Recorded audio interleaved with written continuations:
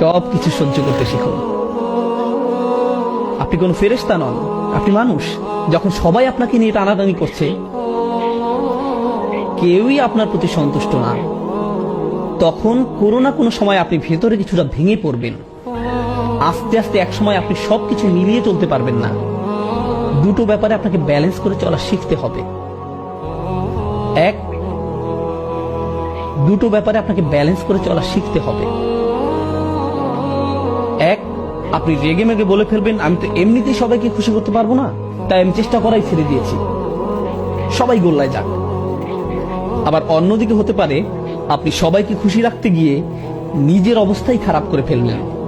সবাইকে খুশি রাখতে গিয়ে আপনার নিজের অবস্থায় যদি খারাপ হয়ে যায়, তাহলে তো আপনি অন্য কারো ভালো করতে পারবেন না। আপনি ভালো পিতা হয়ে চলতে পারবেন না, ভালো স্বামী বা সন্তান হিসেবে আপনার দায়িত্ব পালন করতে পারবেন না। নিজেকে হারিয়ে ফেললে অন্য কিছুই আর করতে পারবেন না।